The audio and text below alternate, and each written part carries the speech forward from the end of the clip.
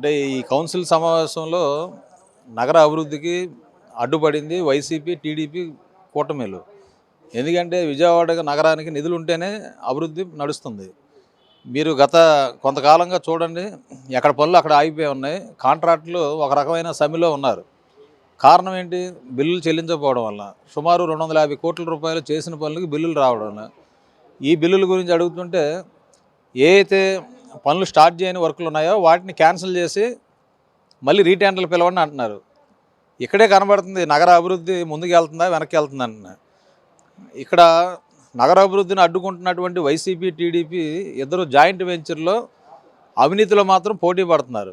నిధులు రప్పించడం విషయంలో మాత్రం ఎవరికాళ్ళు సైడ్ అవుతున్నారు. అంటే వీళ్ళ మెహర్బానీ అంతా ఇక్కడ చూపిస్తున్నారు తప్ప వాళ్ళ రాష్ట్ర ప్రభుత్వం కావచ్చు, లేదంటే సెంట్రల్లో ఉన్నటువంటి ఎన్డీఏ కూటమి నుంచి కావచ్చు, నగరపాలక సంస్థకు రావాల్సిన నిధుల విషయంలో కానీ, అలాగే విజయవాడ నగరపాలక సంస్థకు సంబంధించి సామాన్య ప్రజలు ఒక 200, 300, 500 ట్యాక్స్ కట్టకపోతే వెంటనే వెళ్ళి వాళ్ళ పంపులు కట్ చేస్తున్నారు, బెదిరిస్తున్నారు, వాళ్ళని అల్లరల్లర చేస్తున్నారు. మరి రాష్ట్ర ప్రభుత్వం, కేంద్ర ప్రభుత్వం సంబంధించినటువంటి విజయవాడ నగరంలో ఉన్నటువంటి వివిధ కార్యాలయాలు, రైల్వేలు కావచ్చు, లేదా ఇతర డిపార్ట్మెంట్ల కార్యాలయాలు అన్నింటిలో సుమారు 160 కోట్ల రూపాయలు విజయవాడ రెవెన్యూ కలెక్షన్ కావాల్సి ఉంది. ట్యాక్సులు వసూలు చేయాలి. మరి ట్యాక్సులు చట్టబద్ధంగా కార్పొరేషన్ చెల్లించాల్సిన ట్యాక్సుల్ని ఎందుకని చెల్లించలేకపోతున్నారు అనేది అటు వైసీపీ పాలకపక్షంగాను, ఇటు టీడీపీ కూటమి కానీ ఇద్దరు సమాధానం చెప్పాలి. గతంలో వాళ్ళు అలాగే నిర్లక్ష్యం చేశారు, ఇప్పుడు వాళ్ళకన్నా వీళ్ళు ఇంకా నిర్లక్ష్యం ఎక్కువగా చేస్తున్నారు.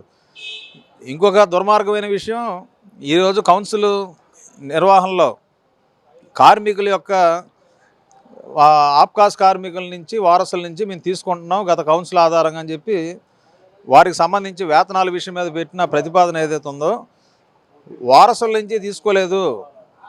ఇక్కడ జరిగిన ఎవరి వారసులు? ఎమ్మెల్యే వారసులు, ఎంపీల వారసులు, మేయర్ వారసుల నుంచి తీసుకున్నారు. పెద్ద ఎత్తున అవినీతి అక్రమాలు దీంట్లో చోటు చేసుకున్నాయి. నిజమైన వారసులు తీసుకోవాలనేది మేము డిమాండ్ చేసాం సిపిఎంగా. దానికి సమాధానం చెప్పలేక అవినీతి విషయంలో మ్యాచ్ ఫిక్సింగ్ అయ్యింది ఈరోజు కౌన్సిల్ సమావేశంలో వైసీపీ, టీడీపీ. ఇది వాస్తవా కాదా? విచారణ వేయమని అడిగాం, విచారణ కూడా సిద్ధపడలా, దాట వేశారు. అంటే ఈరోజు వాళ్ళ యొక్క అవినీతి అక్రమాలు ఎక్కడ బయటపడతాయని చెప్పి విచారణ కూడా సిద్ధపడట్లా. సిపిఎంగా ఉన్నది ఒక్కళ్ళమే. ఆ ఒక్కరి యొక్క డిమాండ్ని మీరు కనీసం కౌన్సిల్లో చర్చించడానికి కూడా భయపడుతుంటే విజయవాడ ప్రజల సమస్యలని చర్చించడానికో, విజయవాడ ప్రజల సమస్యలు వినడానికి ఈరోజు పాలకపక్షాలుగా ఉన్న అటు వైసీపీ కానీ, టీడీపీ కానీ ఇద్దరికీ భయం పట్టుకుంది. ఎందుకంటే ప్రజలకి ఇచ్చిన వాగ్దానాలు ఏది అమలు చేయట్లా. అమలు చేయకపోవడం వల్ల ఇళ్ల విషయంలో చూసినా గత 5 సంవత్సరాల నుండి, లేదు గతంలో తెలుగుదేశం పరిపాలన కాలం కానీ, ఇప్పుడు నడుస్తున్న 2 సంవత్సరాల కాలం కానీ ఇచ్చిన ఇళ్ల వాగ్దానంలో ఏం నెరవేర్చారని చెప్పమనండి బహిరంగ. ఒకటి లేదు. ఎంపీ గారు గ్రహణం పట్టింది విజయవాడ నగరానికి, త్వరలో గ్రహణం వీడుతుంది అంటున్నారు.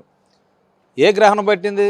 వైసీపీ గ్రహణం గతంలో పట్టింది, ఇప్పుడేమో టీడీపీ గ్రహణం పట్టింది విజయవాడ నగరానికి. ఈ గ్రహణాలు ఏం చేస్తున్నాయి విజయవాడ నగరానికి? ఇప్పుడున్న చంద్రగ్రహణం నగరానికి నిధులు ఇవ్వట్లా. ఆ నిధులు ఇచ్చే మార్గం ఆలోచించాలి కదా.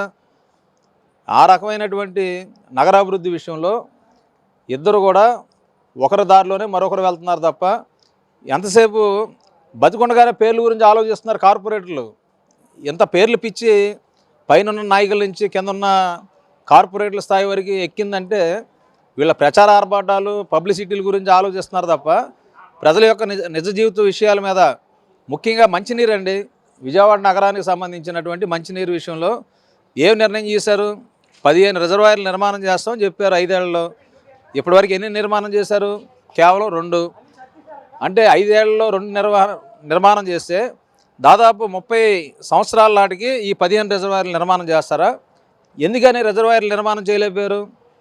కృష్ణానది పక్కన ఉంది, ఈ పక్కన కృష్ణలంక ఉంది. కృష్ణానది పరివాహక ప్రాంతం, కృష్ణలంక రాణిగారి తోట. కృష్ణానది పరివాహక ప్రాంతంలోనే కృష్ణానది మంచినీరు ఇవ్వలేని ఈ చేతకాని పరిపాలన ఏం చూపిస్తుంది? అంటే ఈరోజు విజయవాడ నగర ప్రజల యొక్క జీవితాలని చెలగాటం ఆడుతున్నారు వీళ్ళు. పరిశుభ్రమైన మంచినీళ్ళ స్థానంలో మురికి నీళ్లు, కలుషితమైన నీళ్లు ఇవి సప్లై చేసి డయేరియా కేసులతో ప్రజలు మరణిస్తుంటే వీళ్ళు గుడ్లు అప్పగించి చూస్తున్నారు. ప్రజా పరిపాలన పాలనా వ్యవస్థ మొత్తం కూడా వీళ్ళు గాలికి వదిలేశారు. వీళ్ళ పర్సనల్ డెవలప్మెంట్ మీదే వీళ్ళు ఎంతసేపు దృష్టి సారించారు. ఇది కీలకమైన ఈ 5 ఏళ్ల పరిపాలన తీరుదెన్నులు. కాబట్టి నగర ప్రజలకు మేము చేసే విజ్ఞప్తి ఏంటంటే, ఇటువంటి అభివృద్ధి నిరోధకుల్ని, అవినీతికి కొమ్ము కాస్తున్న వారిని దూరంగా పెట్టండి. విజయవాడ నగర అభివృద్ధికి ప్రజల మీద పన్నుల భారాలు లేని, అలాగే నీతి నిజాయితీ కలిగినటువంటి నిధులు రాబట్టేదానికి పోరాడేటటువంటి కమ్యూనిస్టులకి మన విజయవాడ నగరంలో ప్రజలు మద్దతు పలకండి అని ఈ సందర్భంగా సవినయంగా విజ్ఞప్తి చేస్తున్నాం.